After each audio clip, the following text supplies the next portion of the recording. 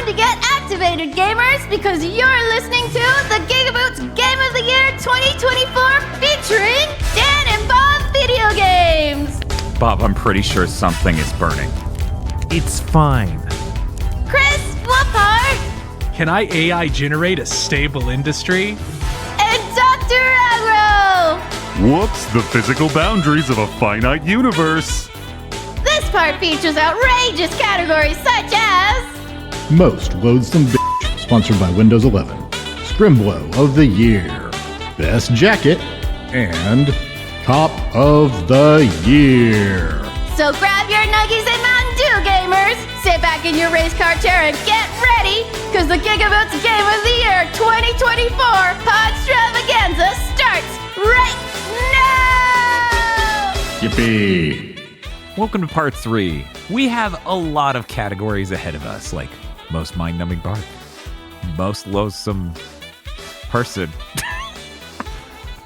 Scrimblo of the Year, and much, much more. And we have the usual crew. We got Bob. Hey, we got Dr. Agro. Hello. We've got Chris Wolfhart. Hey. And we've got to get started. The first category, most mind-numbing bark. Who nominated easier than eating apples? That was me. Okay, well, you got to impersonate how it's said in the game. That's the rule for most mind-numbing bark. Easier than eating apples. Oh, is it the dragon? It's a little dragon. God, no! Yeah, of course it's Mirren. Who else would it be? Then, of course, there was the Final Fantasy victory jingle, but meowed in Final Fantasy VII Rebirth by Kate Sith. Meow, meow, meow, meow, meow, meow, meow, meow, meow. Well, then there's I'll Sue You from Like a Dragon Infinite Wealth. Somebody else do, Chris, could you do the next one? Dabu Dabu! From Visions of Mana. I also did the other two, I think. Okay, you got it. Grizzly! Got some syrup.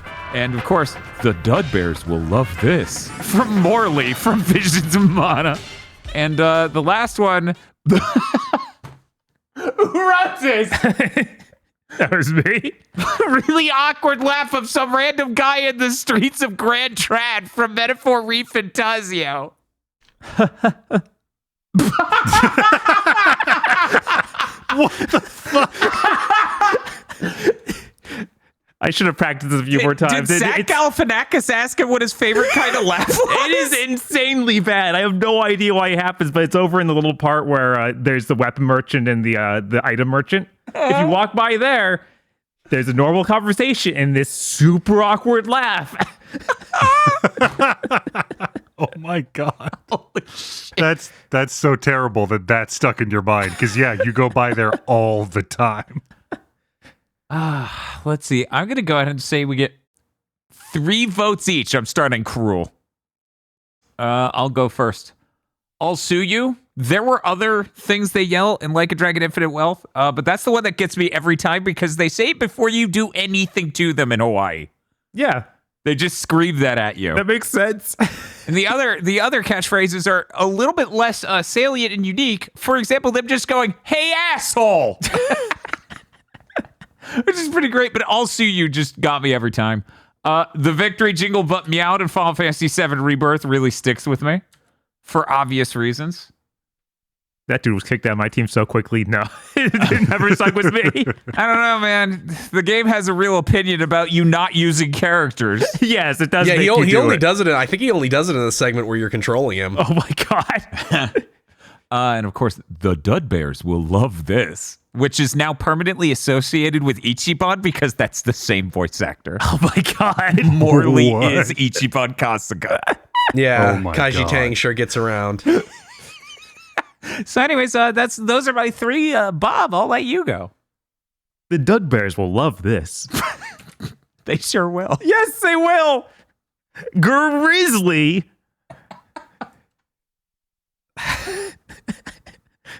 Got some syrup.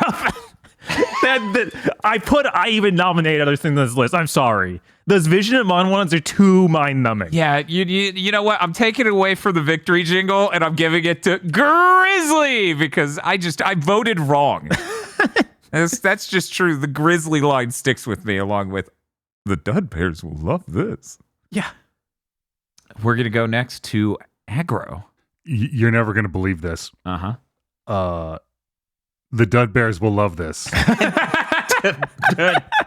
Got some syrup. And, oh my God, the moment I decided I probably wasn't going to finish this game. Spoiler warning for Visions of Mana.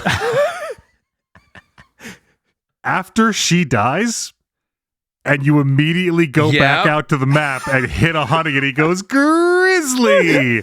Yep. They couldn't even turn it off for one fucking moment. In a different, more potent sense, my mind went blank. I could not process a human had made this.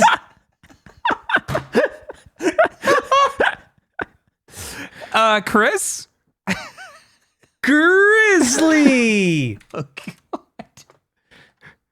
The Final Fantasy jingle put meowed. And got some syrup. I never played as Morley, so I never heard the Dud Bears will love this. Wow.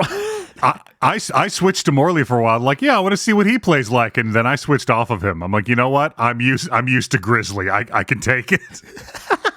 I need this right now. Yeah, Morley having that much concern for whether or not the Dud Bears would love this in the middle of dramatic story beats was killing me.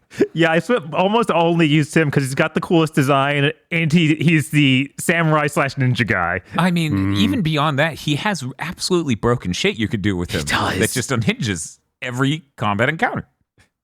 Well, let's rank these real quick and see what the voting looks like. I'm noticing one game is really taking it this year. The sweep. With all four of us voting for it, comes in Grizzly. 3 votes each on Got Some Syrup and The Dud Bears will love this. And 1 vote each going to Final Fantasy Victory Jingle But Meowed and I'll Sue You. I think this is correct. I just want the Dud Bears will love this at second instead of third. I think that should happen because that's clearly more damaging to you all than got some syrup. I also think that our runner-up should be I'll Sue You because that probably happens a hell of a lot more. Oh, it does. In that game. It is nonstop and it never stopped being funny. Yeah, I was only there for a tiny bit of you being in Hawaii. I don't know how many times I heard that. Hundreds of times, no doubt. You don't even have to fight them. No, Like getting close to them, I believe, will make them yell that. Oh my God. This is I have been waiting a long time for this category. Like usually this is the category I'm the least invested in because repetitive lines and barks, they just don't faze me in games. I'm fine. That Grizzly read can go to hell. But it's such a delightful, energetic read from another fucking game. From a game completely unlike what they wrote. Mutants. Grizzly! The theme is suicide. Just freeze frames on his face. Well, everyone's ready to lock this in then? Yep. Yeah. Okay, well, that makes our 2024 winner of most mind-numbing bark, Grizzly from Visions of Mana, followed up in second place with The Dud Bears Will Love This, and third place with Got Some Syrup from Visions of Mana, and runner-up, I'll Sue You from Like a Dragon Infinite Wealth. Sorry, Like a Dragon. Maybe in a year that didn't have Visions of Mana, the Chad. I know. I'm sure Pirate Yakuza in Hawaii will have some really strong lines. It just has to compete with Dynasty Warriors. Oh, no. Oh, no. Phantom Brave's gonna have some too. They yell the same shit when you do moves over and over. They do. 100%. Next category, Most Loathsome Bitch, sponsored by Windows 11. This will contain spoilers for Alan Wake 2, The Lake House, Final Fantasy VII Rebirth, Like a Dragon Infinite Wealth, Marvel Rivals, Metaphor Refantatio, Mouthwashing, The Thaumaturge, and East 10 Nordics. The nominees are Jules Marmont from Alan Wake 2, The Lake House DLC, Mai from Final Fantasy VII Rebirth, Tatara Hisoka, the drama VTuber from Like a Dragon Infinite Wealth. Jeff from Marvel Rivals. Those fucking ear fucks, fuck them, from Metaphor Refundatio. Yeah, fuck them. Jimmy from Mouthwashing. The developer of Silent Civil. Uh-oh. Mordecai Shahat. Did I say that Hyatt. correctly? Huh? Mordecai Hyatt. Hyatt from The Thaumaturge. And the fortune teller who won't give me the thing I want and teases me about it from East End Nordics. So just to explain it to people, because I wrote this nominee in, I feel like I got to explain it a little bit. Because this person definitely deserves to be nominated, but I'm not sure they should get my vote. Because there's a little bit of a redemption arc. See, there's this VTuber called Tatara Hisoka from Like a Dragon Infinite Wealth. Literally aggro. What they do in the game is out prior Yakuza for being Yakuza and allege that they're still committing crimes and get them fired from their jobs. That is the opening incident of this game. Wow. Oh. That is pretty bad. Now, is she, like, intentionally bearing false witness, or does she think she's doing something noble? She is known for covering some important details on crimes that are being done, so this is a great scoop, and she's excited to deliver it. However, by the end of the game, maybe I didn't want this person to be pulverized into dust. Maybe. I feel much more strongly about many other nominees here. So there's a fortune teller in East 10, and you can go to them, and they're like, "Hey, what's up? You have an 18% chance of getting this thing." And I'm like, "Cool." And then I do it 53 times, and it fails every time. And she goes, "Is this the future that you desired?" And they know how I would hear that. They know how that feels. They did that on purpose. No. This is horrible. This is heinous. This is terrible. Games with loot boxes should do this. They should. They should punish you for doing for buying loot boxes. Overwatch legally should be required to do this. Back when it had loot boxes. Yeah, every time you roll on something, you should have to hear that Chris Griffin clip where he's like, "Your money is gone, fools, fools, fools." No, then you get people who are just too into it. Like, yes, Yes, this is my kink.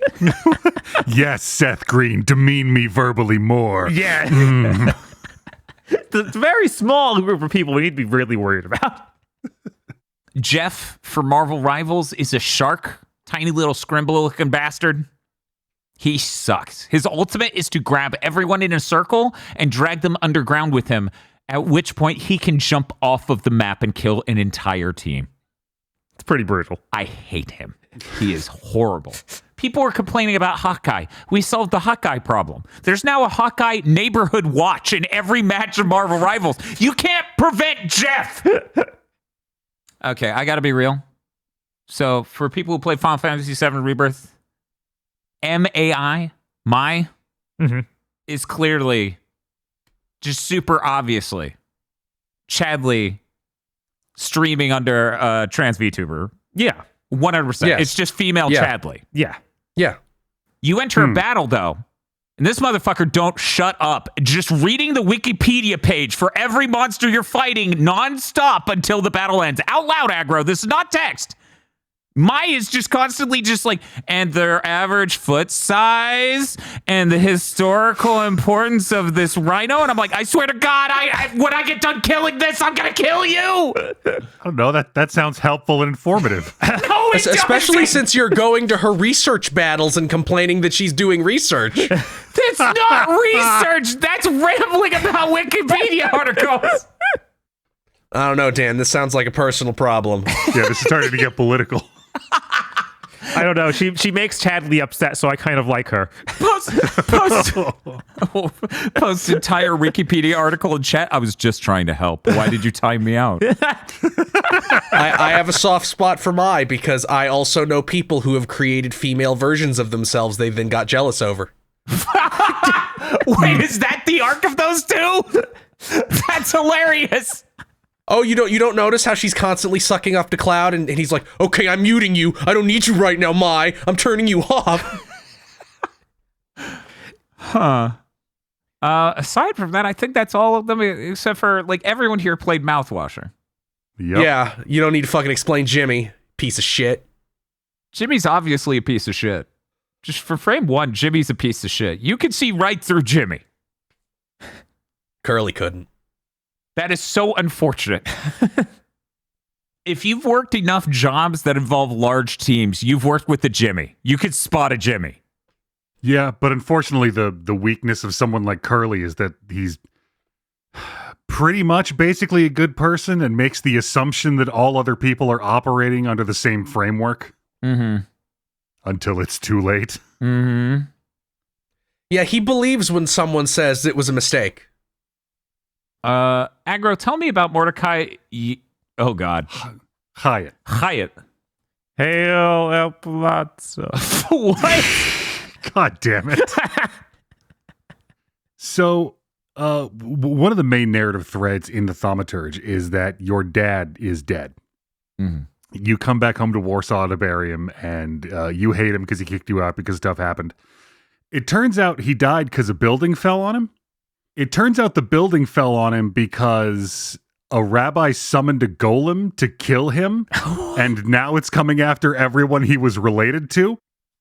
So you track down the guy who convinced the rabbi to summon the golem, and like you have to go to where the golem was summoned to undo it because you're like, hey, it's coming to kill me and my sister. The guy's like, oh, I didn't know that would happen. You're like, yeah, you're an idiot. Come undo this. So you go down to the basement under the synagogue, and the entire time, this fucking guy is whining because him having to be, he literally asks you, how long is this going to take? It's cold down here. I don't want to be here anymore. Can you just get killed by the golem so I can go home? If you try and press him to remember the event, he's like, no, it was horrible. I don't want to talk about making the golem because he had to sculpt it by hand. It was part of the ritual. If you use your thaumaturge powers to force him to tell you about it, he freaks out and leaves because the memory of spending hours forming the golem out of clay to kill you and your family was so traumatic for him, and he's had enough of being in this basement. Fuck that guy. Yeah, fuck that guy. Jesus. This is so pretty bad.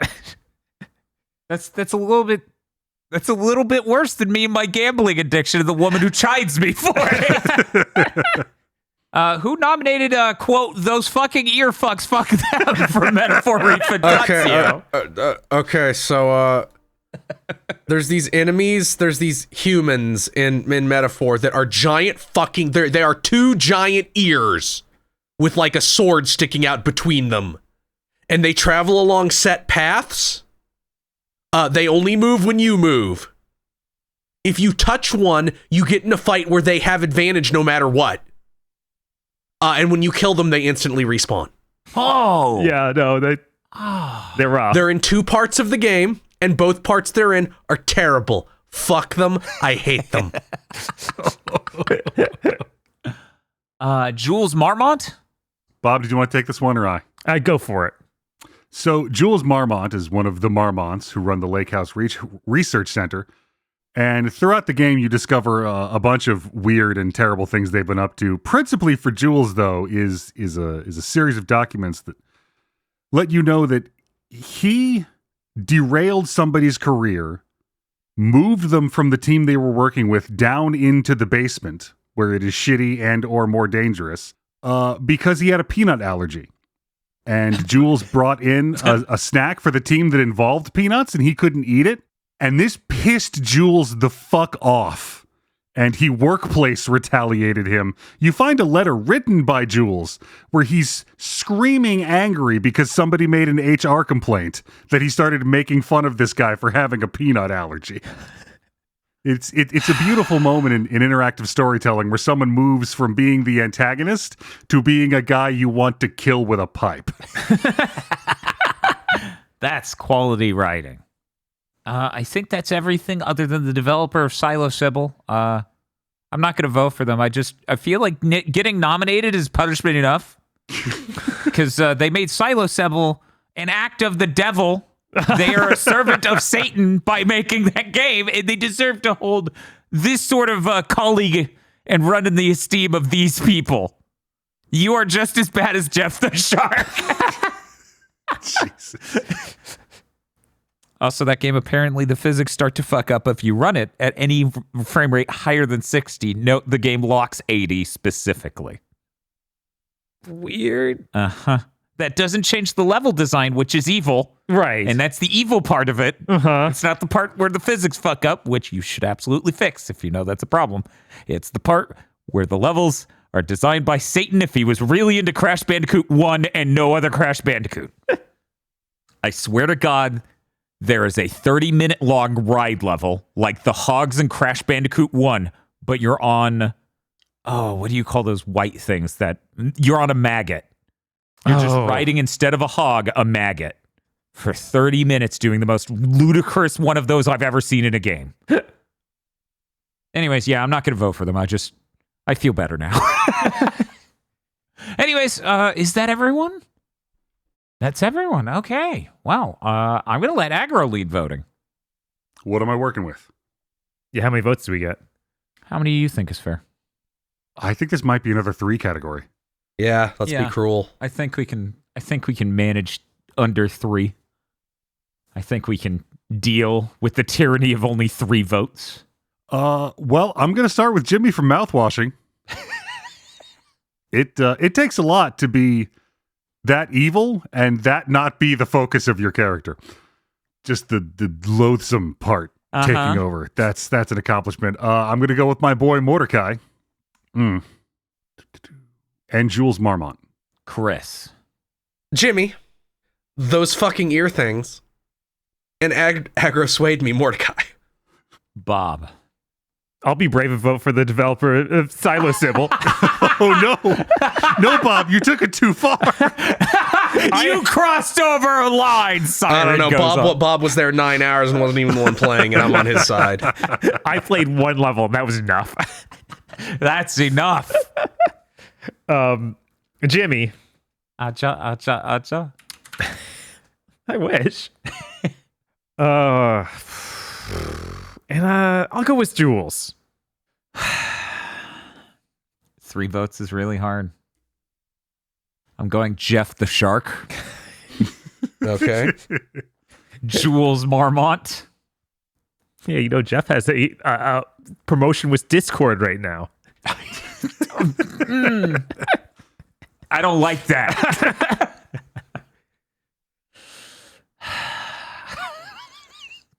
Bob, you put the developer of Silo Sybil within striking range. The opportunity to do the funniest thing and have lied. Well, Bob's peer pressure me into it. That's it. And Jimmy mouthwashing from the game Mouthwashing. The whole point of the game is how much shit Jimmy sucks. It's true. That's it. The entire game. Honestly, it took the existence of Windows 11 to have him not sponsor this category. It's true. Yes. It's true. It's true. Thanks, Windows 11. You're really saving Jimmy's ass. We'll just have him sponsored next year. I'll become the patron saint of the category. Let's look at this real quick. Okay. So, unanimously, Jimmy Mouthwashing was voted for. In second place is Jules Marmont from Alan Wake 2: The Wake House. The Wake House? I'm leaving it. Mordecai Hyatt from The Thaumaturge is in third place. And then we have a 3-way split on runner-up between Jeff the Shark. Those fucking ears fucked them. I think Jeff should get runner-up. I think Jeff should get runner-up too, Bob. I'm also for Jeff. I think maybe y'all should just get good. I don't know. I'll see you in I haven't even Marvel played it. I just don't like Rivals, looking fucker. at him. Yeah, I could excuse that, but the moment I saw his ultimate, I'm like, no, they were right. Because so many people are like, I hate Jeff. And someone's like, oh, he's literally designed for kids. He's literally in the comic book for the Avengers just to be like, oh, look, the friendly character. And I'm like, yeah, okay, see, it's not that bad. And then I see him do his ultimate. And I'm like, oh, it's We need to bury this shark in the core of the planet. Fuck this motherfucker. Nobody under 25 has read a comic book in 40 years. Can we put like an epic doof sound on that? It is amazing that I've seen this much discussion of a character called a land shark, and I have not heard a single SNL reference the entire time. That is a definite generational divide. No one has watched SNL in 40 years. Doof. This is really complicated because I think we're all in agreement Jimmy should win. Yeah. Mm-hmm. Mm-hmm. But we should get one vote each and go on Jules Marmont versus Mordecai. We'll start with Bob. We can start with Aggro since he's the one who fully experienced both. Sure. I mean, it's tough because Mordecai is, I think, more loathsome, and Jules is much more of a bitch. I knew that was coming. I don't know, being like, I don't want to be in this basement. It's cold. I'm traumatized from trying to kill your family. That's bitch behavior. And just so we're clear, I don't know what he sounds like. So in my head, he's just Frank from China, Illinois.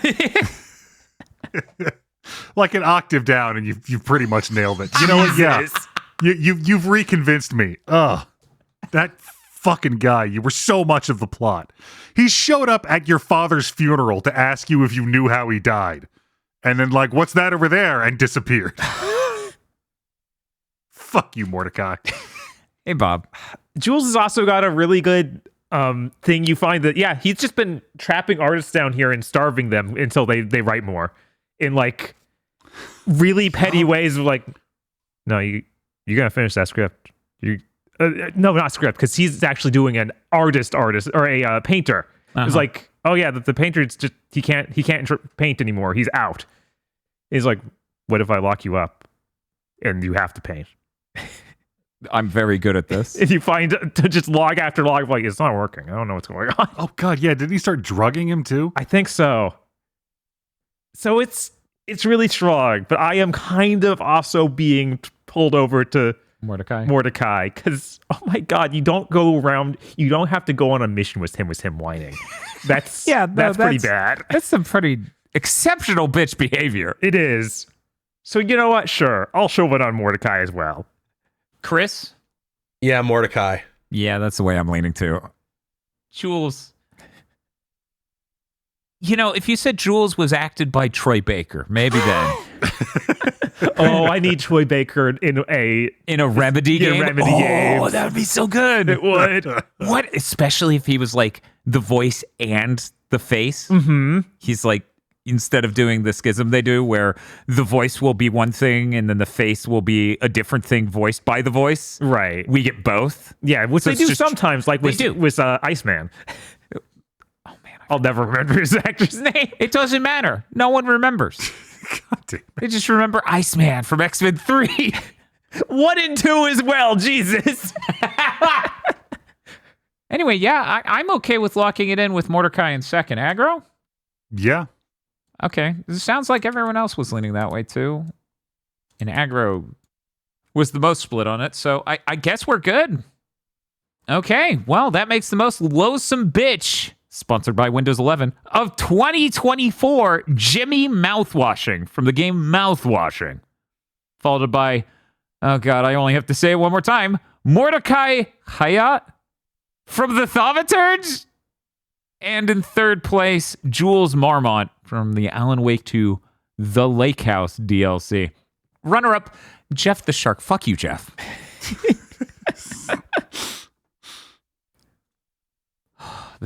This is a really hard category. It always is. The next category. Scrimblo of the Year.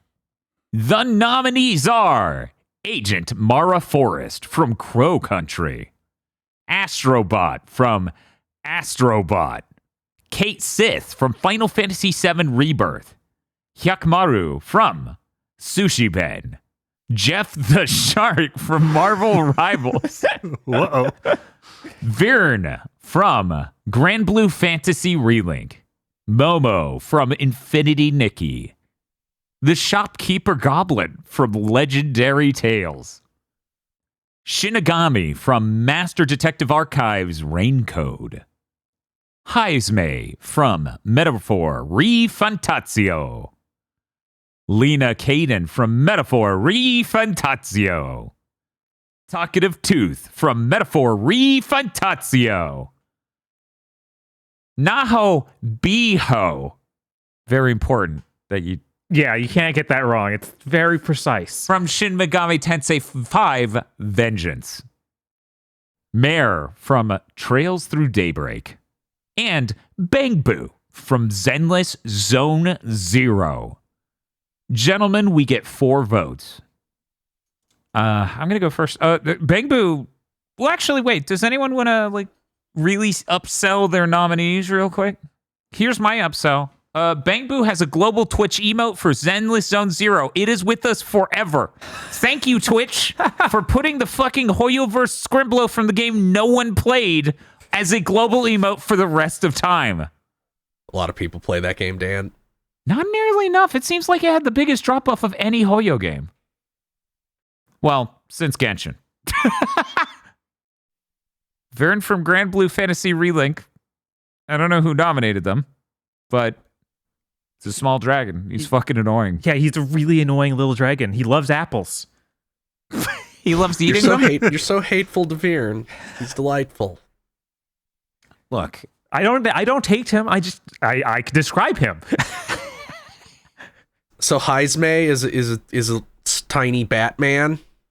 He's 47 years old and a widower, and has a real deep voice. That really, and he's a knight. That really elevates being a Scrimblo when you're 47. does he hope the Dud Bears will really enjoy this? He is not Kaiji Tang, but it is a similar sort of thing. Okay. I played in Japanese, so whenever he would yell whatever class he was when you summon it, he sounds like a Kamen Rider belt. I must also stand for Momo from Infinity Nikki, who, despite not having a nose, which is very disturbing, is delightful because he doesn't talk constantly. Also, I feel like the design of Momo with the little, what do you even call that? Like a hood shawl. It's a really, really short sort of thing. Really, it heightens his Scrimblo-ness. Bizarrely, he is not from the magical world that Nikki gets transported to. He was just around. Yeah, that's just how things are for Nikki. I think I have a sneaking suspicion that he might just be her little brother, and we're seeing video game vision where he's a cat. He takes the pictures in your photo mode. Oh. Huh. Chris, I don't remember who this Kate Sith character is. Can you remind me? Kate Sith is also a 47-year-old man. Except he's not actually a cat. He is a grown-ass man pretending to be a cat through a VTuber rig with a robot. There's a lot to be unpacked here. He is doing this because he works for Deathstone International. And in order to unwind after all his superiors throw shit at him and call him a cuck for not wanting to blow up indigenous people, he has to unwind by being a cat with giant thighs. He's also nominated later for a most pathetic character, so just insert the monologue I'm giving now into that part of the podcast. Just repeat it in full. I think they can remember. Just refer back. Citation, this moment. Mare from Trails Through Daybreak is Siri. She's Siri. Your phone resonates with magical bullshit and she becomes sentient and then turns you into a Kamen Rider. Huh. And she gets really miffy because she only gets to come out when you're getting your ass beat. So I've seen Talkative Tooth. I don't like Talkative Tooth. You don't like Talkative Tooth? Yeah, I don't like Talkative Tooth either. I don't like looking at it in this document right now. I don't like any of this. He hangs out in every side dungeon just being like, hey, I got some information for you. And he makes Tooth puns. We're 60 hours into the game, my man. I know how running away works. Are you sure? I didn't think it was good information. He has information, though. And Shinigami is a goddess of death. She turns into a bimbo with pink hair and giant boobs. And the rest of the time, she hovers around you, telling that you should do more murder. Oh, so that's the purple ghost? Yes. because she can only take her true form when you go into the mystery labyrinth. Also, she's Lumpy Space Princess and yells Mysteriful when things happen. Jesus. Oh my God. That's some Scrimblo behavior right there. It is, absolutely. And she is easily the most vile character on this list of Scrimblos. She is easily just the one that's the worst person with the worst behaviors and the worst habits who says the worst things. Jeff the Jeff Shark's right there. I just...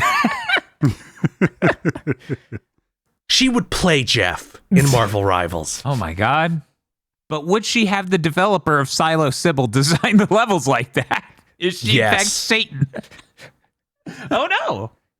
I feel like everyone needs to know how good Naho Biho is. He's just a Jack Frost who is trained up and got his cosplay outfit of you, Naho Biho, because he knows you're so cool. This is what Chadley should have done. Yeah. He should have had Cloud cosplay. Yeah, he doesn't want to be Cloud. He wants to date Cloud. Try and follow along, Dan. I'm sorry, I didn't understand the story. God. Look, he doesn't want to date Cloud. He just wants to always be around Cloud and glad when Cloud shows up and wants to go with him on all sorts of different vacations. And smell Cloud. It's Help somehow shop for different. clothes with Cloud. It's very hetero. Somebody tell me about Lena Kaden. So, also from Metaphor, in much the same way that Heisme is, she is a Ujif. So, very similar in form, except is like has a curly queue of hair, wears goggles on their head, carries a giant hammer, and is a gauntlet runner engineer. Oh, Christ. Yeah, it's basically like the season 4 add-in character. That's the thing you've seen before, but we just turned the dial up. Yeah. She's also like, I'm in the race to be king because I want to advertise my workshop that makes gauntlet runners. And I think she actually has a really high-pitched voice. I bet. In fact, I think she drops out and endorses you when you're like, we'll just work with you.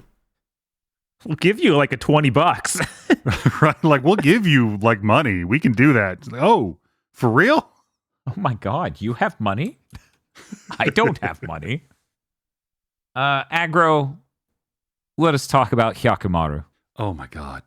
So, Hyakumaru, I cannot remember the name of this specific thing in Japan, but it's one of these statues that served as good fortune for hundreds of years and has gained life. So this frog statue has come to sentience. And throughout the game, in its incredibly high-pitched Japanese dub only voice, it's just constantly talking about, oh, this is a great thing that's happening here. Let me give you this new gadget for you to go fishing. And then becomes the fishing rod. And then goes, and now we have a duplicate. You just get to use the normal one from now on. Well, I mean, like, it's a fishing rod that has his big round yellow eyes on it. It's a lot to deal with. Because, of course, the voice also comes out of the fishing rod at first. No. Of course. He also acts as your inventory. So every time you need to stow something, you just hit the button to bring him up, hold the thing out, and he will frog tongue out and draw it into his tiny stone body. Ugh. Mm-hmm. But yeah, he just sort of floats and follows you. That's what he does. He's very Scrimblo. Aggro.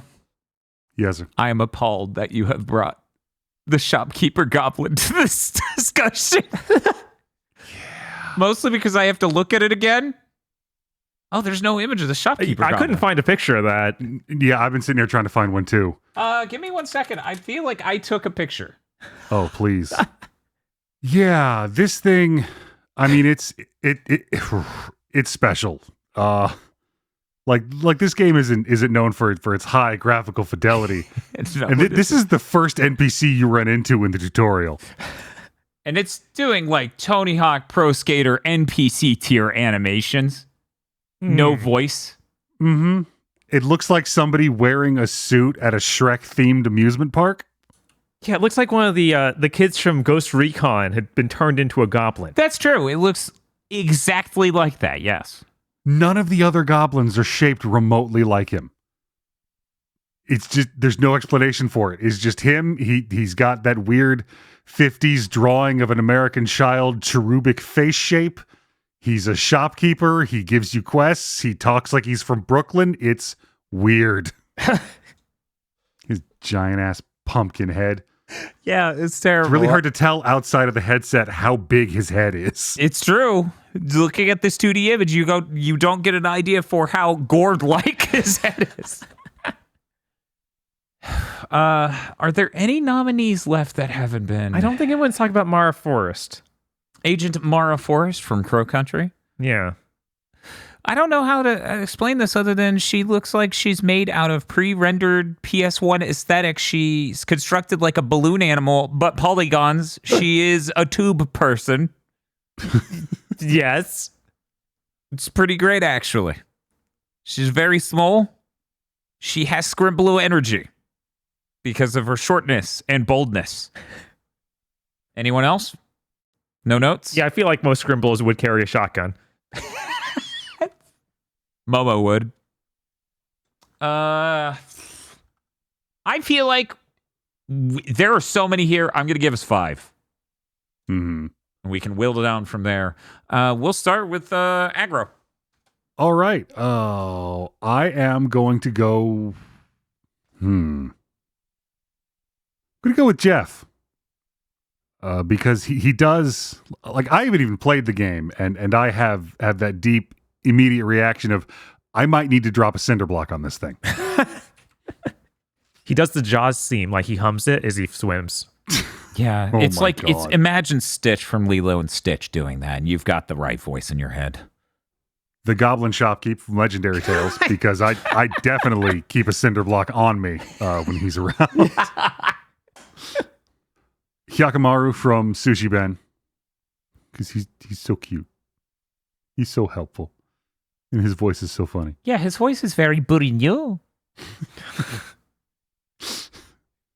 I'm going to vote for Lena Kaden from Metaphor, because I don't think I ever ran into another Ujif who looked quite like her. It's like she fell in a vat of sugar. That's true. And like became a Batman villain. And you have one more vote. Oh, I got to make this count. I mean, that's taking a step back to look at it. It's got to be the Nahobiho. Yes. That thing, it's too pure. I'll go next. Bang Boo. Bang Boo is factory ordered Scrimblo. Engineered from every corner to be exactly that. They knew they needed to swing for that Twitch global emote, so we have to deal with Bang Boo for the rest of time. There's like an infinite number of Bang Boos in the game. They even had a mode where you play as Bang Boo. What? Yeah, that's replaced with the TV mode stuff. Oh, that seems smart. Yes. I'm going to vote for Nahobiho. Very similarly, it's like someone hit Nahobino with the fucking Scrimblo ray. He looks like a status effect. Yes. I hate you, Jeff. Voting for Agent Mara Forrest. She should just have human vibes, but she doesn't. She has Scrimblo vibes. 2 more votes, huh? I'm going to give my second to last vote to Hyakamaru. It's a floating fucking statue that was given life that just booting you talks at you the whole time with its high-pitched voice. It's just like, I could stow that item for you. Oh my God. And Infinity Nikki's Momo. Okay, we'll let Chris go next. Momo. Mm-hmm. Shinigami. Haisme. How many do we get? You get 2 more. We get 5 total. Lena Kaden 1 more. and Nahobiho. Bob. I can't lead with Nahobiho. He's so perfect. You get both him on your team, and he can follow you around as a weird little, the helper who finds things in the world. Uh-huh. Yeah, the guide. Yeah, So helpful. it's so helpful. And then you just hear him saying, "Beho," which I should have put in Mind-Numbing Bark. Beho. It's awful. But he's great. Vern's right there. I know that he's kind of older. He's from an older generation. He was made back when Grand Blue was made. But in this fidelity, he becomes even more powerful. I see the validity of that. Nobody else is here for you, but I'm here for you, talkative tooth.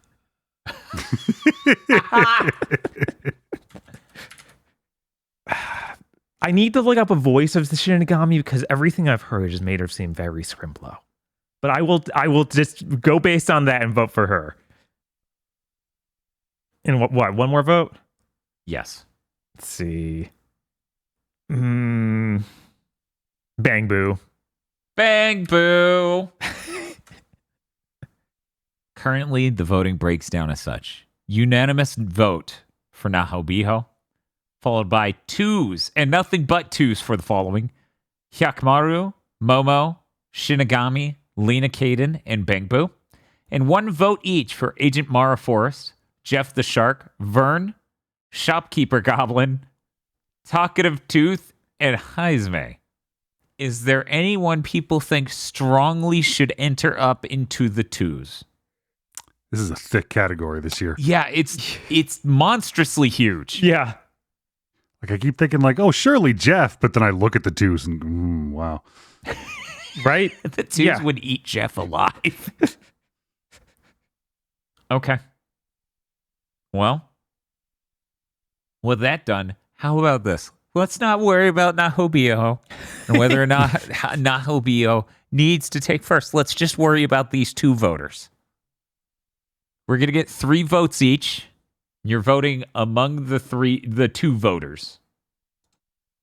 We're going to start with Bob. 3 votes. Okay. Bang Boo. Let me look at this Hyakumaru again. Hyakumaru's real strong. Gyozaru.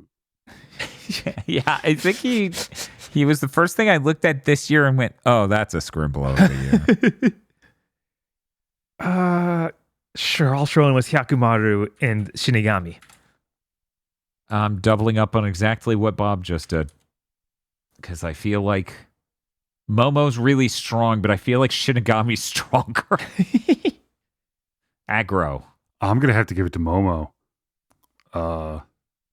Possibly because I've seen Krillin make that exact same expression in the original Dragon Ball. He does have a weird smugness Yeah, he to is him. shaped like exactly like Dragon Ball Krillin. Mm-hmm. Lena Kaden and Hyakumaru.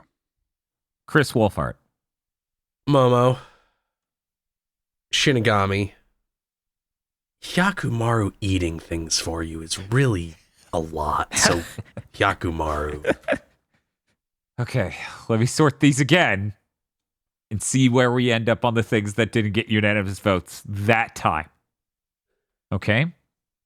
We have 3 votes for Shinigami, 2 votes for Momo, 2 votes for Bang Boo, and 1 vote for Lena Kaden.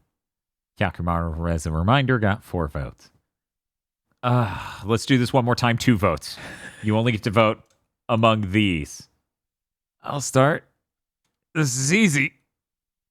Bang Boo. This is not easy. How do I fucking split a vote between Momo and Shinigami? Well, I'm just taking turns, right? First wave I voted for Momo. Second wave I voted for Shinigami. Third wave I'm voting for Momo again. There we go. Perfect. This is a great system. This makes total sense. Dr. Aggro. Momo. Lena Kaden. Bob. You know what? I keep looking at this Momo image and it's getting smugger. I'm voting for Momo. Mm-hmm. Bang Boo, Bang Boo, Bang Boo, Bang Boo. I've been sick with Bang Knock Boo. off Pom Pom. Jesus. Yeah, I guess I gotta keep sticking with Bang Boo. There are too many of him. Yeah. It's like Agent Smith over there. The great thing about Big Bang Boo is there are so many Bang Boo. Chris Wolfhard. Momo. Lena Kaden. Oh, no. Oh, my God. Oh no, and voting won't even solve this. No. At least it might not. Lightning round. Vote between Bang Boo and Lena Kaden. You have one vote, Bob. Bang Boo. Bang Boo. Aggro. Lena Kaden. Chris. Yeah, I'm sorry, we're not making any progress. Maybe we should do one. Maybe we should include Shinigami. So you want us to split one vote between the three candidates? That seems risky. It guarantees it. Well, I guess it could technically draw. Right, like, what if no one votes for him? That's okay. My only thing was Lena. She's hardly in the game. That is true. She's barely there. Yeah, she's rare and wonderful, like spotting a pixie at a distance. There aren't 18 million of her running around somewhere. Well, I'm sorry she couldn't get global Twitch emote status. Aggro, that's not my fault. Mass-produced robot rabbit thing. Okay, Chris, we'll just delete those votes. We're not sure how people would feel. It's now a three-way vote between Bang Boo, Lena Kaden, and Shinigami. You have one vote. Shinigami. Bob? Oh, I can rock the vote. They both have such Scrimblo energy. Giant hammer.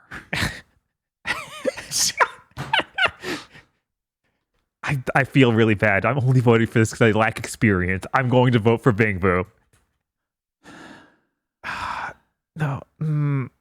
It's Okay, I'll go with Shinigami. I will support this. Looking at that thing. Jesus. Aggro. I'm sticking with my girl Lena. I'm gonna go listen to Shinigami talk real quick. Excuse me. Chris, is this real? Please tell me this is a deep fake. Oh no, that's how she transforms. Oh no. This is horrible. Do you think I was joking? It's a lot to, oh my God. It's a lot to deal with right now, okay? I'm dealing with a lot. You know what? I'm giving it to Bang Boo. Reason being, Bang Boo never becomes less Scrimblo. I don't know if they go back and forth, like if they can transform but it always undoes and they become Scrimblo again, it doesn't elevate them above being a Scrimblo in my mind. You don't think so? I don't think so. I mean, Yeah, she can only be that in the alternate dimension. So she does that once every chapter. Like if freaking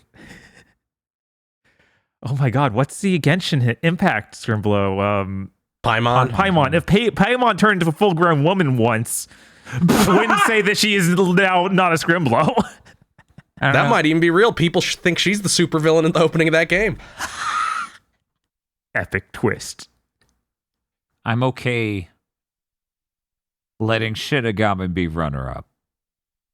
Oh, was this all for runner-up? Yeah, well, I mean, this was all categorically for runner-up. speaking, this is a descending order of decisions. If you look at That's this from left to true. right, we can still shuffle it up more, but I don't know about Shinigami taking it over Hyakumaru Momo or Nahobiho. Those are very strong. Yeah, they're very strong up there. Once again, as Aggro well put it, Nahobiho looks like a status effect. How do people? Let's not even worry about the order it's in right now. How do people feel about these top four? Does that seem correct? Is there anything lower that you just absolutely think it's unjust isn't in this top four? I'm good with this top four. I am content. I will learn to live with the blind ignorance of my co-hosts. Same, because Bang Boo should be up there. This is racket, but I'll deal. Shopkeeper Goblin's like, me too, right? And then Vern's like, oh, I like eating apples. And I'm like, shut up! I just needed to make sure you guys could see the shopkeeper goblin too. It's important. Yeah, I don't like that. That makes me think of fucking Remonster. How dare you make me think about Remonster? We should do a GigaBoots on Remonster. No. Ugh. Okay, so here's what I'm thinking. Mm-hmm. How do people feel about locking in Naho Biho for number 1? Absolutely. Mm-hmm. Yeah, absolutely. That's how the Okay, voting cool. went Great. down. Yeah, it does seem to be, again, the personification, the patron saint of Scrimbloification right there. You turn anything into a Jack Frost, I'll probably vote for it. Even if it's like the vote isn't even Scrimblo of the year, like most delicious sandwich, and you're like, well, that sub is Jack Frost. It's got to be tastiest. I think Momo should take second and Hyakumaru should take third. I'm all for this. Yeah. Yeah, you're right. Chris? Yeah. So is everyone okay with Shinigami in runner-up, Hyakumaru in third, Momo in second, Naho Biho in first? Sounds good. Yeah, I'm good with that. This will be the way of it. Okay. That means 2024's Scrimblo of the Year goes to Naho Biho. Biho. Followed up in second by Momo from Infinity Nikki. Third place goes to Hyakumaru from Sushi Ben. And runner-up, Shinigami from Master Detective Archives Rain Code. Thank you very much to all of our Scrimblos, except for you, Jeff! And maybe Talkative Teeth. I don't... The Talkative Teeth are... No, they have helpful tips. Yeah. So does Clippy.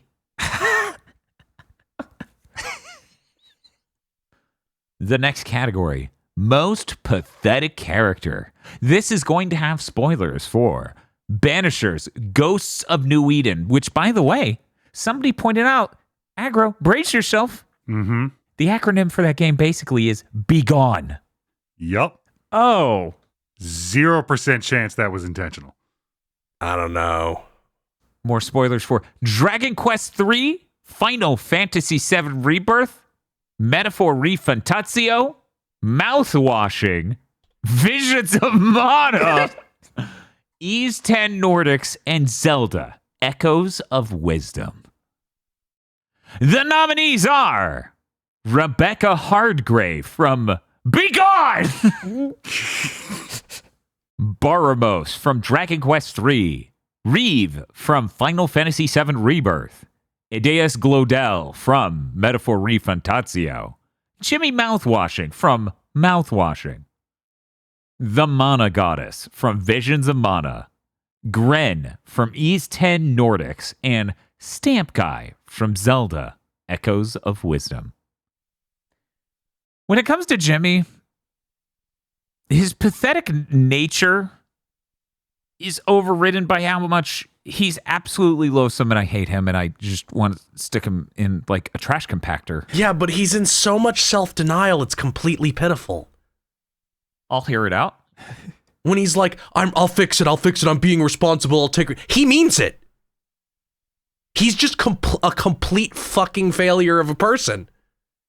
Mm-hmm.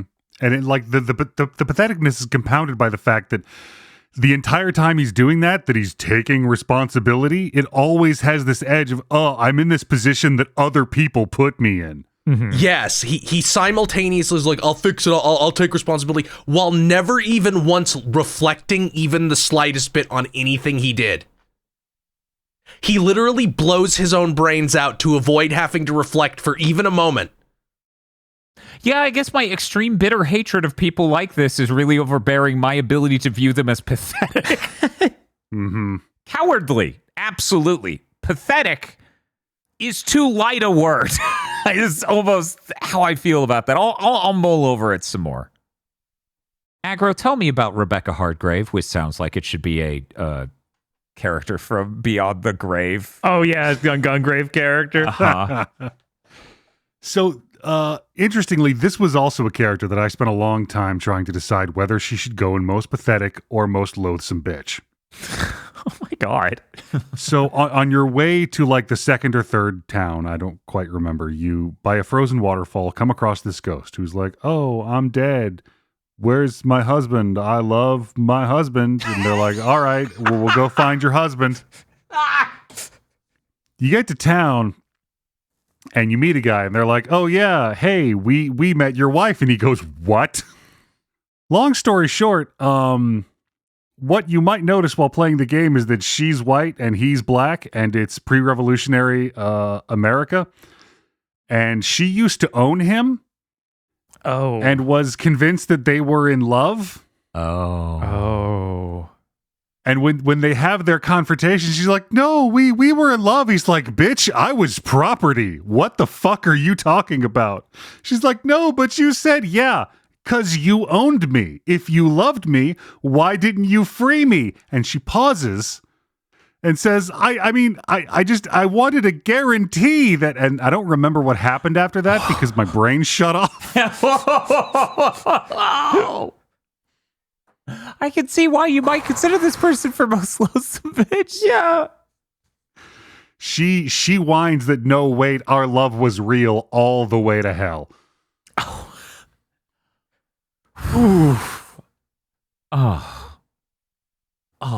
Oh, that left a terrible taste in my mouth.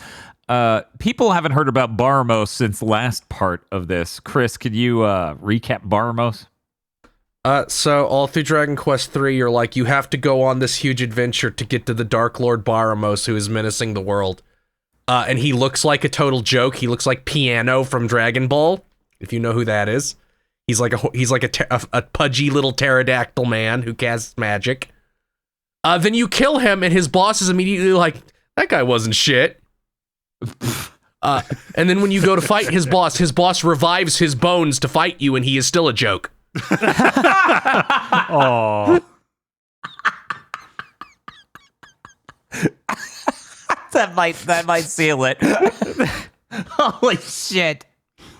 I could do Reeve as well if you'd like. Sure. So I feel like Agra needs to know how Reeve looks. I feel like that's important. Yeah. oh yes. Mm-hmm. So keep in mind that and Kate Sith are the same person. Mm-hmm. So he's the evil Shinra corporations. He's like their head of like human development. So every cutscene is him being like, I think we should fix the city block we blew up for no reason. And then like the head of racism and the head of oppression both like start throwing shit at him and calling him a bitch, and everybody laughs. That's about how it went, yeah.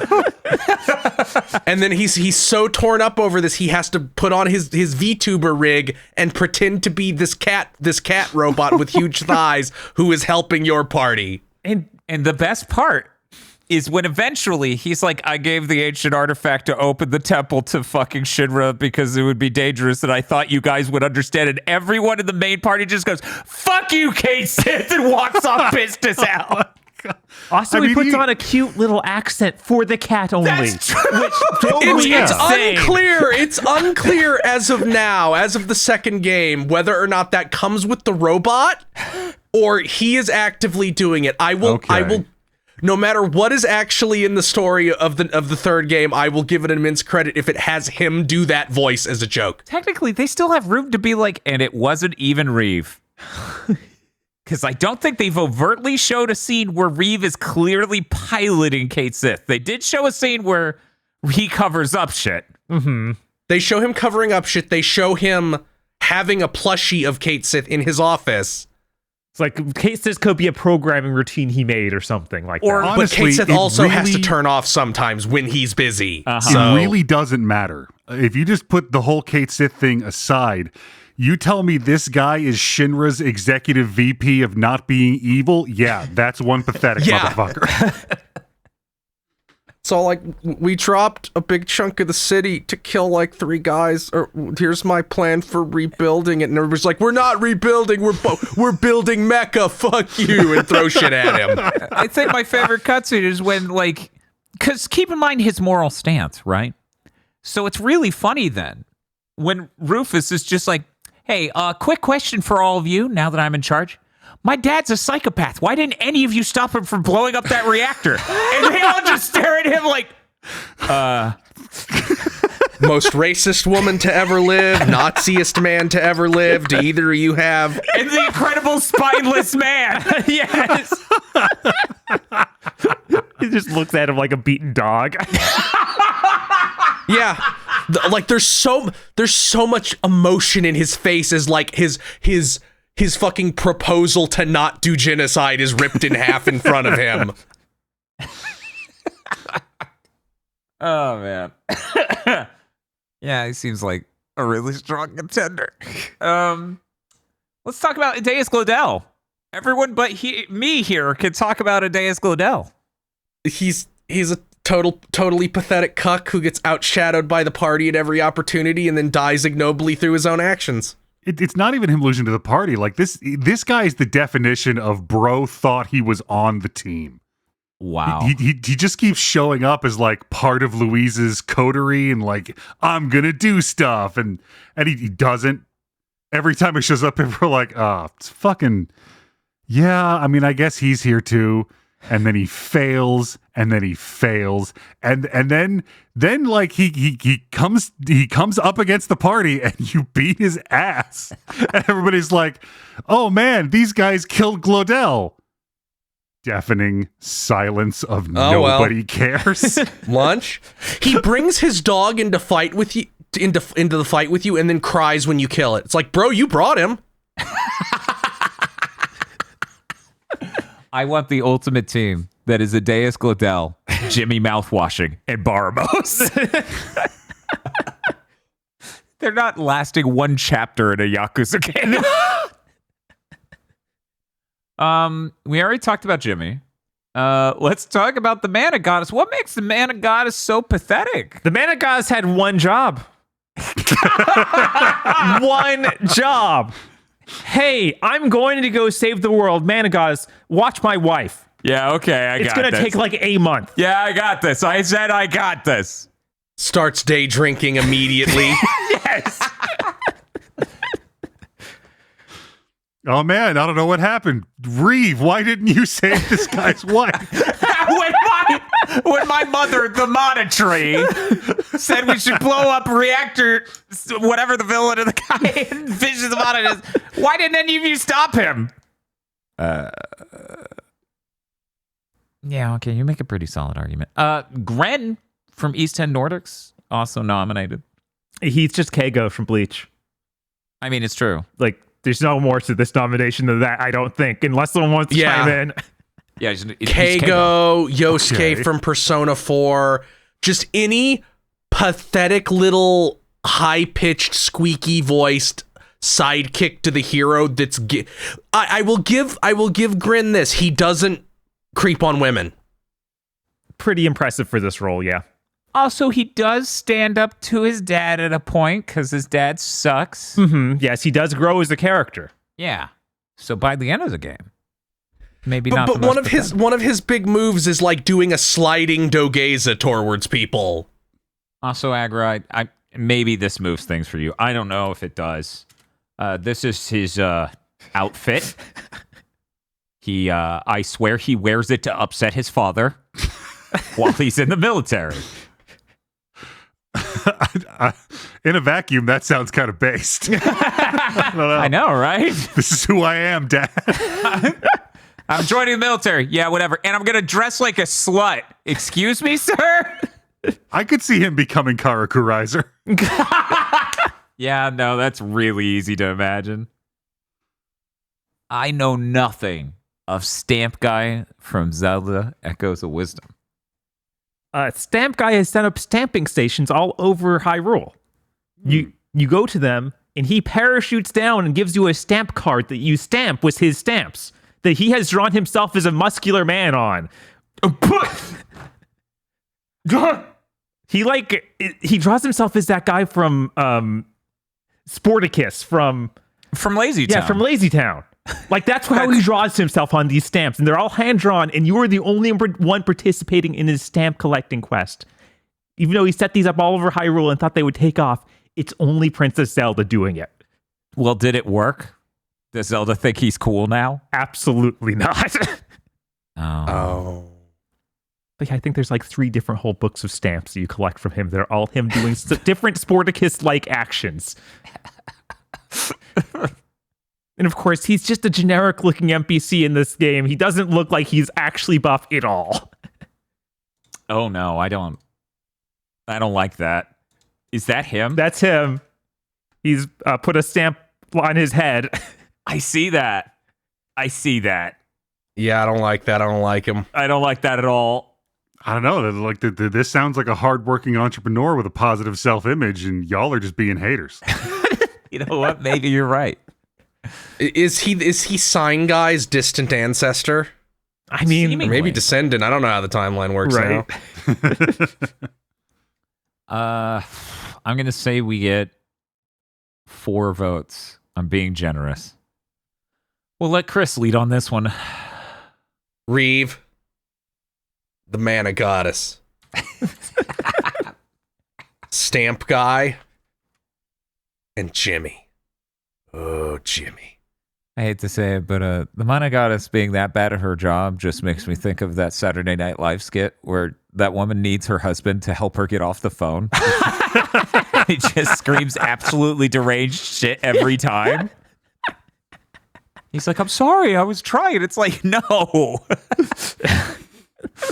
Bob, I'll let you go next. All right. The Mana Goddess. God. It's too much. I wasn't ready for that reveal. Stamp Guy. Is it 3 votes? Well, it's 4. 3 or 4. Reeve.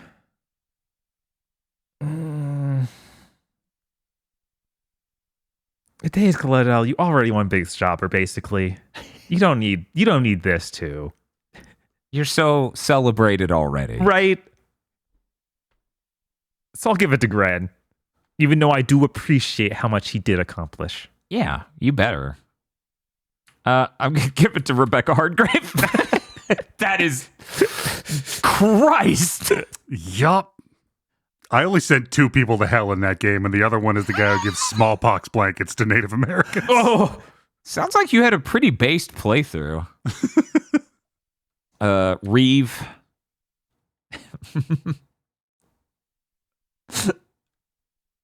Oh, this is actually really hard. Oh God, it's gonna be my fault for once. Because I don't think it happened earlier. Does anyone else get Aqua Teen vibes from the Mana Goddess's incredible ineptitude as well? Yes. Considering that she's not a character and not actually in this game, I think this is entirely on you, Tan. You're really asking, is anybody else traumatized like I am? I mean, to be clear, if I am traumatized, we know who's responsible. It's Bob. It's secondarily you two. But there's just something really incredible about she has one job. It shouldn't be hard at all. And we have no evidence there was any attempt to do it in the least. Right. You could see absolutely half of the Aqua Teen characters doing this. Yes. Mm-hmm. So it's like all you needed to do was microwave that. Yes. And I was going to, but I was playing video games. Please. Okay, just somebody put like Palutena's hair on Master Shake, and that's the Mana Goddess now.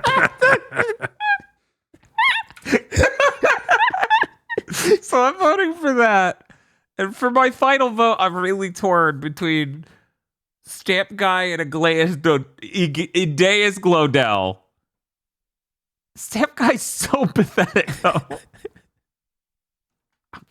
Real quick, I'm going to see if I can find Stamp Guy. I need to see what his stamps look like. This is really crucial to me. Oh, Lord. I mean, at least, well, okay, explain this real quick. I'm seeing cute paper that you're punching the stamps onto, right? Yes. Yeah, he's made that so you can stamp these pictures of him doing sports poses. But that means he drew this cute dog. Yes. Most of these do not seem that cute.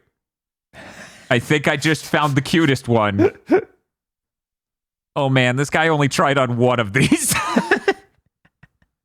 I'm giving it to Stamp Guy.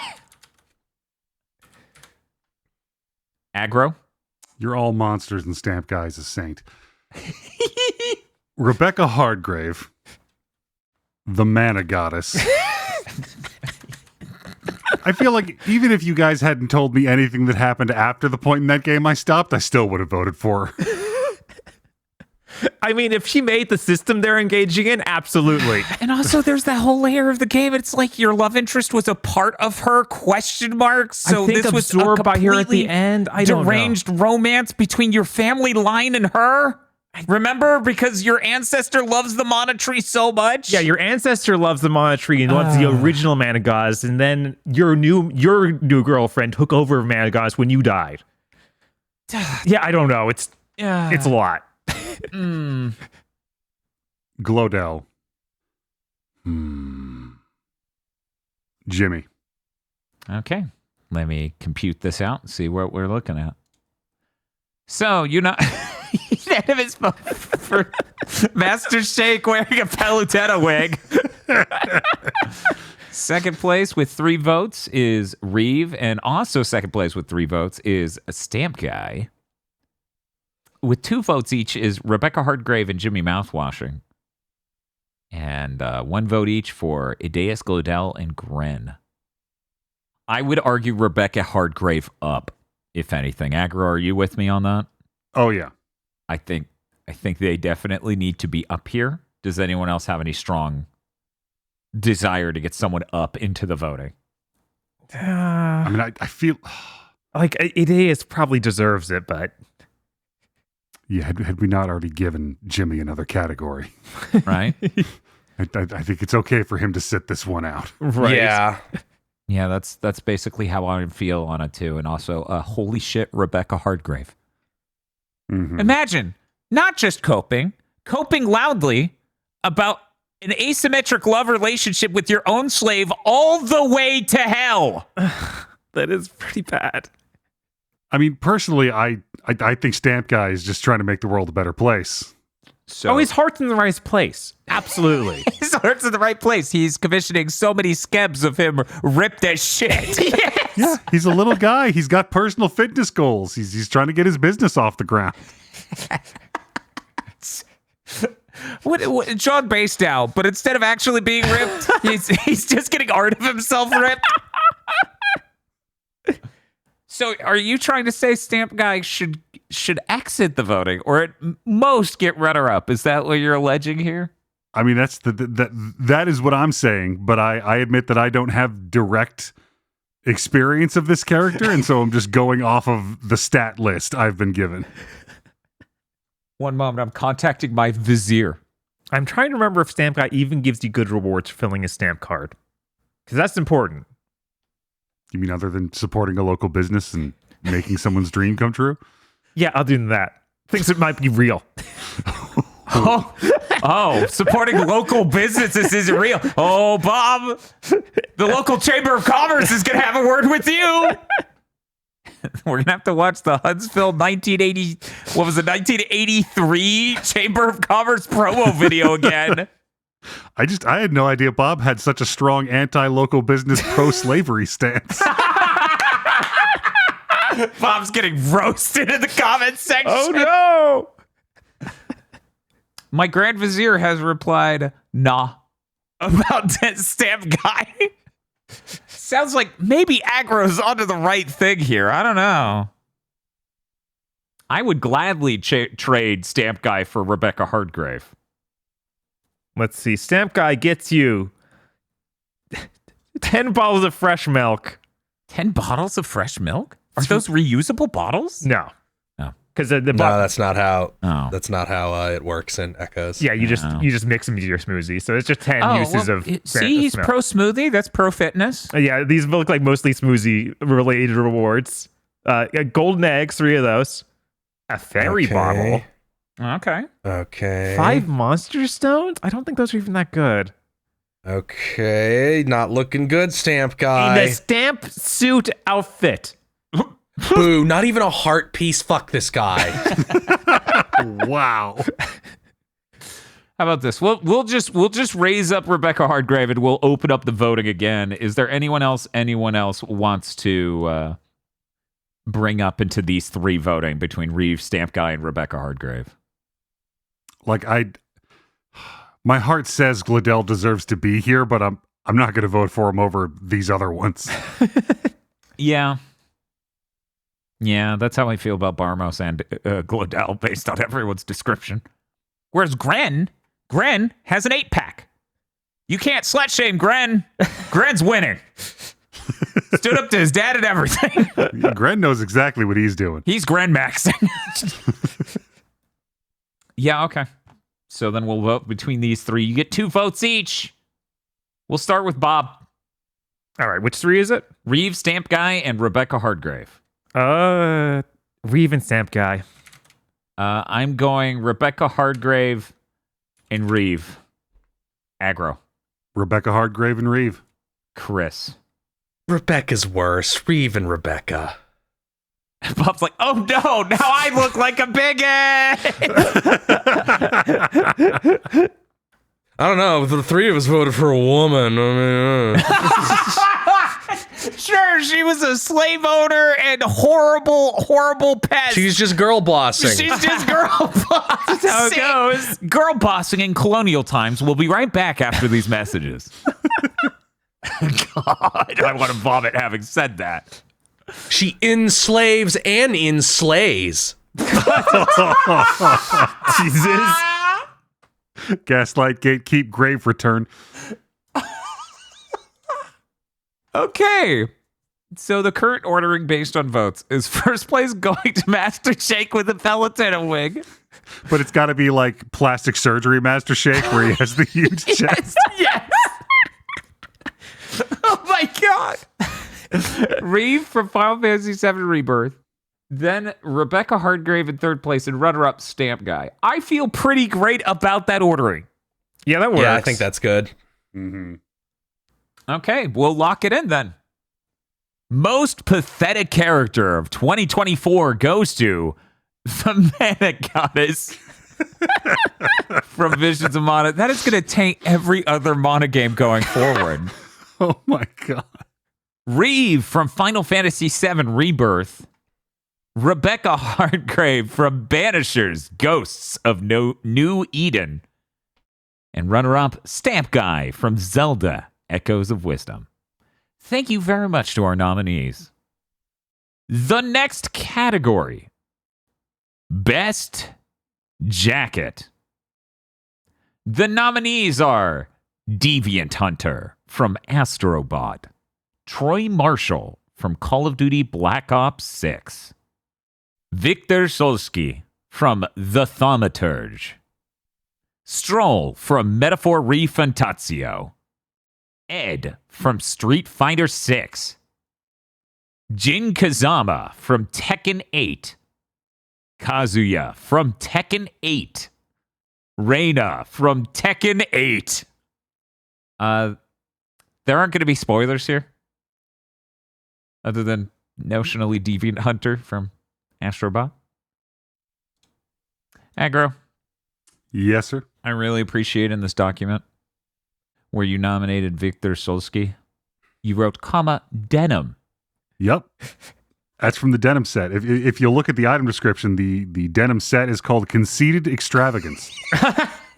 A coat made of a new kind of fabric, denim, which may prove shocking in these parts. I see. Bold choice.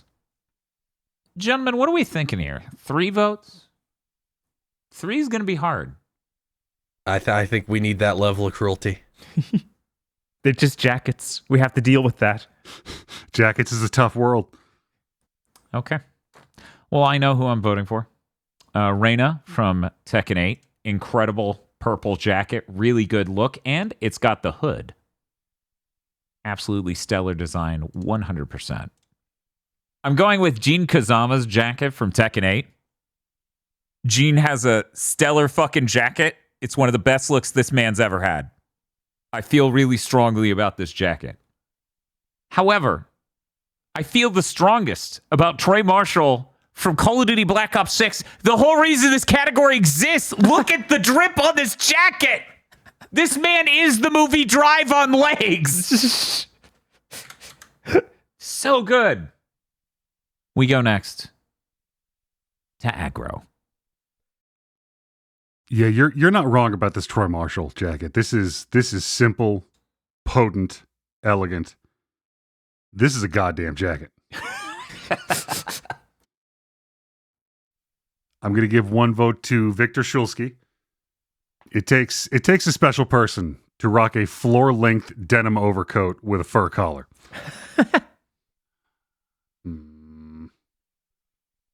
And I'm going to give my last vote to Stroll.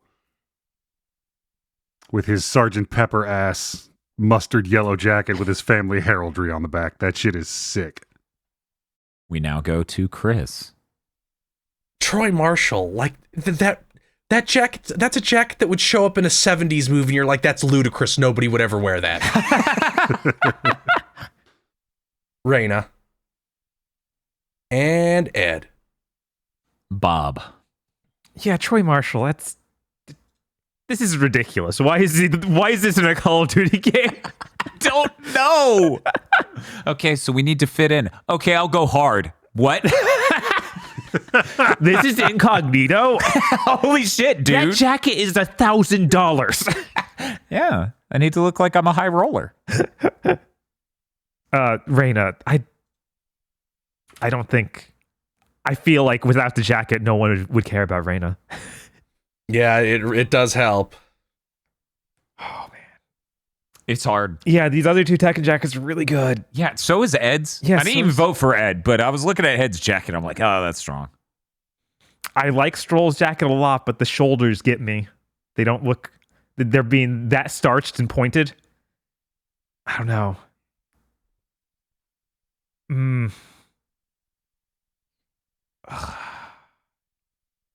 Yeah, it's too interesting. I gotta vote for Stroll. Okay, one moment while I tabulate this. With unanimous vote, Troy Marshall from Call of Duty Black Ops 6 jacket has 4 votes. Raina from Tekken 8 has 3. Stroll has 2. And then with 1 vote each, Victor Shulsky, Ed, and Jin Kazama. I think that top 3 probably is right. The one I'm feeling the weakest about is Stroll. I could see someone else taking over for Stroll. I want to include Stroll in a second wave of voting. Sounds Is that fair. okay. Okay. Yeah, I think that's fair. Okay. So we have 4 candidates now. How many votes should we get? Shit, probably 2, right? Yeah. Mm-hmm. Oh, this sucks. It's the cool thing about looking at Victor is knowing how I would look at a Civil War reenactment. It's pretty neat. I'll let Chris lead because I'm an asshole. Stroll and Ed. Ed and Gene Kazama. Not Jean Jacket. Aggro. Stroll and Victor. Bob. Stroll and Jin Kazama. Okay. So Stroll landed up in 3rd place again. So then I just plea to get Jin Kazama to runner up. I mean, I'll go for that. Gene has a pretty sweet coat. He does. Really, really damn good this time. I'm not even a Gene main. I'm a Kazuya main and voted for Gene's fucking jacket over Kazuya's. Just to be clear, Kazuya's so great. Mm-hmm. Yeah, like the full-length snake skin. Yes, it's incredible. Purple alligator duster. Holy shit. It's just out of all the Tekken characters, kind of the weakest up here. So, how do you feel about that, Bob? Can I get Jin Kazama? I'm up for that because I voted for him anyway. Okay. Chris said he would go for that. Aggro, are you okay with that? Mm-hmm. Okay, let me figure this out real quick, see how this looks. So then the order would be Troy Marshall from Call of Duty Black Ops 6, Raina from Tekken 8, Stroll from Metaphor Refantatio, and Jin Kazama in runner-up. Does everyone feel good on that? That seems absolutely correct to me. Sounds good to me. That looks good. Chris? Yeah, that looks good. Well, that means the best jacket of 2024 goes to Troy Marshall from Call of Duty Black Ops 6. The very inspiration for this category. Who could imagine? Reyna from Tekken 8 getting second place. Stroll from Metaphor Refantatio getting third place. And Jin Kazama from Tekken 8 in runner-up. This was a lot of strong jackets. Mm-hmm. Will this next year be even better for jackets? We'll see. I mean, already Tekken 8 isn't going to ship again. Right, but they got DLC. Oh. I didn't even think of that. Okay. The next category, best in-game product. This will include spoilers for Calorie Mate Liquid for Game Creators, Alan Wake 2 Night Springs DLC, Mouthwashing, Rat Shaker, and Nobody Wants to Die. The nominees are Calorie Mate Liquid, parentheses, Calorie Mate Liquid for Game Creators. What? That's the game's name. Thought it was obvious. Dark Triangle Coffee from Alan Wake 2 Night Springs DLC. Dragon Breath Mouthwash from Mouthwashing. Rat Shaker from Rat Shaker. And Protein Honey, one word, from Nobody Wants to Die. Okay, the first two I really want to know about is Protein Honey from Nobody Wants to Die, aggro. So it's it is a futuristic sci-fi noir story, and in your apartment there is this console, this install in your kitchen that has a bunch of selections on it of horrible food items, and the one that is on the plate, that has been on the plate for who knows how long sitting in the slot, is just, it's called Protein Honey. And it might be the most appetizing thing on this list. like it looks like an alternate version of the goopy stuff from the Matrix, where it's like, this will keep you alive and you probably won't vomit it. What really confuses me about it is whether or not it is honey with protein added, or it is some kind of synthesized protein with a sweetener. Yeah, I assume it's that one. I assume it's that one too. I've eaten many depraved things that are approaching that, but none of them aqueous, which this clearly is. Yeah, and if that's the case, that isn't like they didn't add honey to it.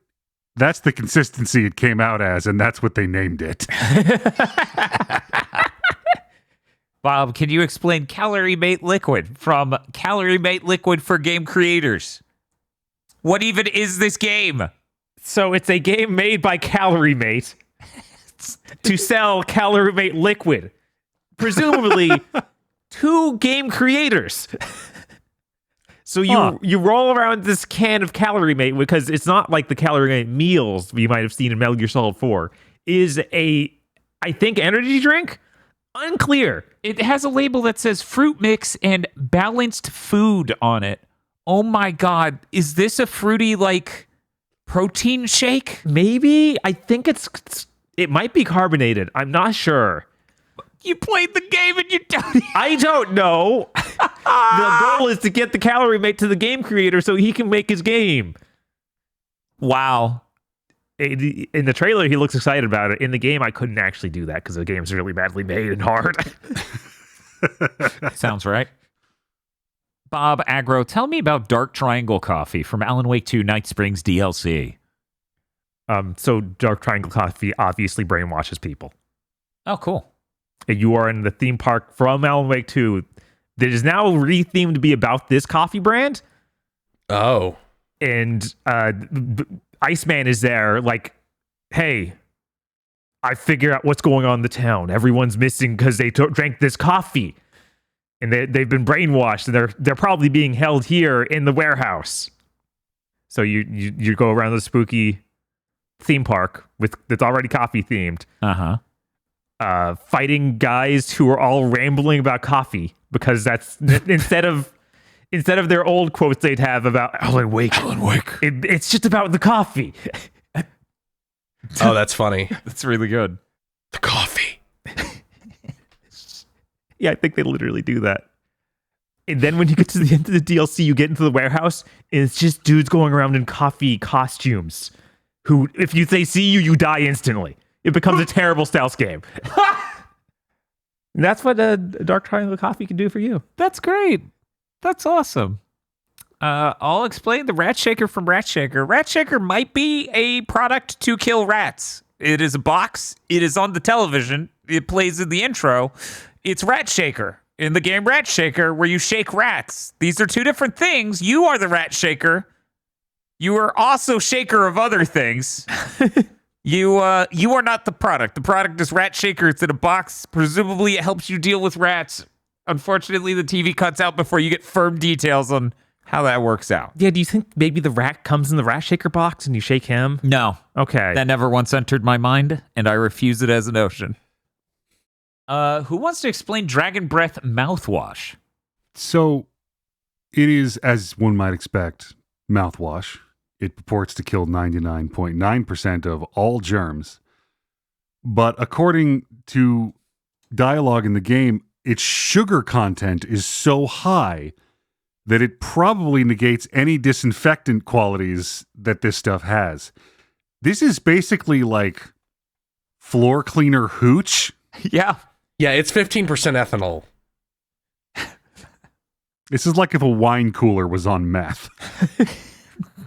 This is like if bum wine was on meth. I'm feeling 3 votes. How do you guys feel? All right. Sure. Okay. I'm going to let Aggro lead. Dragon Breath mouthwash, because I imagine it sitting on like a table nearby. And it's the kind of thing that when you realize you're in the same room as it, you're always aware of where it is. Yeah, that's powerful. Protein, honey. Come to the slot and get your slot. Welcome to the future. And Dark Triangle Coffee. I'm going to vote Protein Honey because that is an impactful goop looking at it. And the fact it's one word, I cannot stress how much that unsettles me. Because it's now not legally required in the lease to be either protein or honey. Dark Triangle Coffee, that sounds absolutely delightful. And, maybe there's an argument to be made that the best in-game product should be the in-game product that the entire game was made for. I'm going to give it to Calorie Mate Liquid from Calorie Mate Liquid for game creators. Chris. Dragon Breath mouthwash. Rat Shaker, whatever form it may take. And Dark Triangle Coffee. And some coffee. Bob. Calorie Mate Liquid. It's the only one of these products I actually could try. And that's very endearing. I need to know. And scary. Not as scary if you could try Dark Triangle Coffee or Dragon Breath mouthwash. That would be way worse. I try either of those first. Dark Triangle Coffee. There's a scene where the main character has to drink it as the main character from Control. Oh. And she's like, voice in my head, you got me covered on this, right? You can stop what this is going to do, right? Got the vibes of someone chugging liquor and being like, Jesus, take the wheel. Yes. Oh my God. Bob, you have the choice between Dragon Breath mouthwash, Rat Shaker, and Protein Honey Goop. Oh my God. I don't know what a Rat Shaker is, so I'm voting for it. It could be anything. It could even be a yacht. It could be a yacht. Oh no, J.J. Abrams was right. I think that's actually what if there's a lesson to Hollywood, that was the lesson. J.J. Abrams was right, which is so unfortunate. Okay. We have one unanimous vote. One thing with a unanimous vote. Dark Triangle Coffee from Alan Wake 2 Night Springs DLC. And then 2 votes for Calorie Mate Liquid, Dragon Breath Mouthwash, Rat Shaker, and Protein Honey. Holy God. This is contentious. Yeah, this is... Okay, we're going to vote among those with 2 votes each. Which, to be clear, this isn't easy. Don't think this is easy. I'll let Chris lead. Rat Shaker. Right? A liquid form of Calorie Mate is far too unsettling for me to ever vote for it. But it's fruit mix. So I'll give it to Protein Honey. Yeah, I honestly would probably, if given the choice between Protein Honey and Calorie Mate Liquid Fruit Mix, I probably would go with the Protein Honey. I think my protein bar shelf proves that. Right? Bob. Calorie Mate Liquid. I'm standing with it. I don't want to have to import it, though.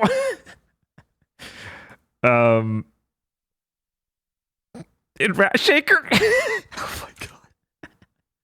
Aggro. I don't believe this, but I have been won over by the mysterious allure of Rat Shaker.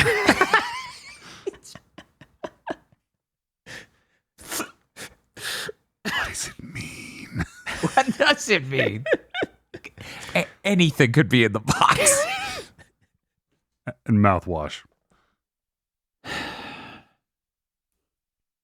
I'm going to give it to Rat Shaker. Because we don't even know that the thing in the box will shake rats. We just know it will have effects similar to a shook rat. Anything's possible. Yeah. Based on how, like, naming products works. Mm-hmm. You know, you often name a thing after, oh, it's like if. So whatever's in that box, I suppose, is much like shaking a rat. And will kill it. Maybe. Probably.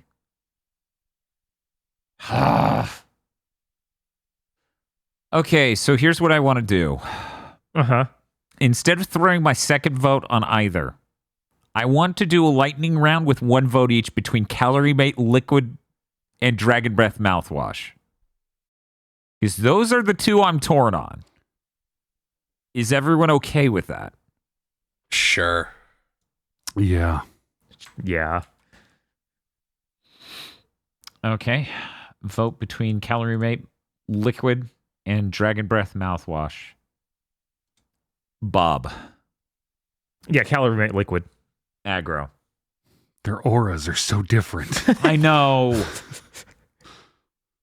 Like, in my mind, the complexity here, it's the menacing aura of Dragon Breath Mouthwash versus they made a whole fucking video game for Calorie Mate Liquid and it sucks. Like, Calorie Mate Liquid is the kind of weird product that happens when a system, no matter how bizarre, is running. I believe Dragon Breath Mouthwash is the kind of accidental byproduct, like cube style, of a completely broken down, unmanageable behemoth of a process. It more of a thing that exists in the universe than something that people intentionally made. So I'm going to go for that. Okay. Chris. Yeah, I gotta go with Dragon Breath Mouthwash. It's not Calorie Mate Liquid. Biggest selling point. Runner-up's good enough for Calorie Mate Liquid. All right, I understand. I will also go with Dragon Breath Mouthwash. So is everyone okay with this order of Dark Triangle Coffee, first place, Rat Shaker, second place, and Dragon Breath Mouthwash, third place, with Calorie Mate Liquid in runner-up? That looks good to me. Yeah. Yeah, good to me. Okay, that makes the best in-game product of 2024, Dark Triangle Coffee from Alan Wake 2 Night Springs DLC. Second place goes to Rat Shaker from Rat Shaker. Third place is Dragon Breath Mouthwash from Mouthwashing, with a runner-up, Calorie Mate Liquid from Calorie Mate Liquid for game creators. Very funny that the best in-game product did not go to the game the product which a whole game was made for that is a product in a game. A real product that is in a game. Uh-huh. That really says something about the spirit of the category. It doesn't mean shit. Get in line. You're no rat shaker, whatever the hell that is. Well, thank you to all of our nominees. In the next category, Cop of the Year. And the winner is Lego Aloy from Lego Horizon Adventures. The executive producers for this GigaBoots video are Esme, Ely Broyles, Spaceman Spiff, Red Blaze 27, Brendan O'Sullivan, A Reminder for Symphony of War, Cooper Tank, Very Best Plot, Iconic Bane, and Rado. Thank you very much to our executive producers. And also these guys. If you want to become an executive producer or normal patron, head on over to patreon.com/gigaboots today.